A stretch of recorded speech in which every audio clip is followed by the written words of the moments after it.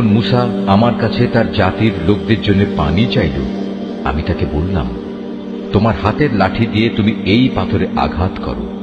আঘাত করা মাত্রই সে পাথর থেকে 12টি পানির নহর উৎপন্ন হয়ে গেল। প্রত্যেক গোত্রই নিজ নিজ পানির ঘাট চিনে নিল। আমি বললাম, আল্লাহর দেয়া রিজিক থেকে তোমরা পানাহার করো, তবে আমার জমিনে বিপর্যয় সৃষ্টি করে বেরিও না। স্মরণ করো, তোমরা যখন মূসাকে বলেছিলে, হে মূসা, প্রতিদিন একই ধরনের খাবারের উপর আমরা কিছুতেই আর ধৈর্য ধরতে পারব না। তুমি তোমার মালিকের কাছে বলো যেন তিনি কিছু ভূমিজাত দ্রব্য, তরিতরকারি, পেঁয়াজ, রসুন, ভুট্টা, ডাল উৎপাদন করেন। সে বলল, তোমরা কি আল্লাহর পাঠানো এই উৎকৃষ্ট জিনিসের সাথে একটি তুচ্ছ ধরনের জিনিসকে বদলে নিতে চাও? যদি তাই হয়, তাহলে তোমরা অন্য কোনো শহরে সরে পড়ো, যেখানে তোমাদের এসব জিনিস যা তোমরা চাইবে তা অবশ্যই পাওয়া যাবে। আল্লাহ তাআলার আদেশ অমান্য করার ফলে শেষ পর্যন্ত অপমান ও দারিদ্র্য তাদের উপর ছেয়ে গেল। আল্লাহর গজব দ্বারা তারা আক্রান্ত হয়ে গেল।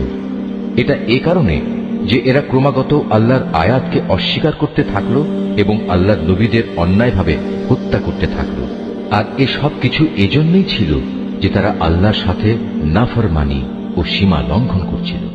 যারা ঈমান আনে, তারা খ্রিস্টান হোক, ইহুদি হোক কিংবা সাবি হোক, তারাই হবে মুসলমান।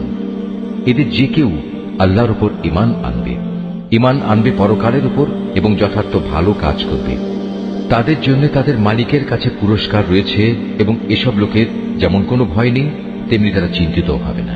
স্মরণ করো, যখন আমি তোমাদের কাছ থেকে প্রতিশ্রুতি নিয়েছিলাম যে তোমরা তাওরাত মেনে চলবে এবং তুর পাহাড়কে আমি তোমাদের উপর তুলে ধরে বলেছিলাম যে কিতাব তোমাদের আমি দান করেছি তা শক্তভাবে আঁকড়ে ধরো এবং তাতে যা কিছু আছে তা স্মরণ রেখো। এই উপায়ে তোমরা হয়তো শয়তান থেকে নিজেদের বাঁচাতে পারবে। অতঃপর তোমরা এ ওয়াদা থেকে ফিরে গেলে, কিন্তু তা সত্ত্বেও আমার অনুদান ও রহমত যদি তোমাদের উপর না থাকত, তাহলে তোমরা অবশ্যই ধ্বংস হয়ে যেতে। তোমরা তো ভালো করেই তাদের জানো যারা তোমাদের মধ্যে শনিবারে আল্লাহর আদেশ লঙ্ঘন করেছে। অতঃপর আমি তাদের শুধু এটুকুই বলেছি, যাও, এবার তোমরা সবাই অপমানিত বানরে পরিণত হয়ে যাও। এই ঘটনাকে আমি সেসব মানুষদের যারা তখন সেখানে মজুদ ছিল, আরো যারা পরে আসবে, তাদের সবার জন্য একটি দৃষ্টান্তমূলক ঘটনা বানিয়ে দিয়েছি। যারা আল্লাহকে ভয় করে এমন লোকদের জন্যও এই ঘটনা ছিল একটি উপদেশ।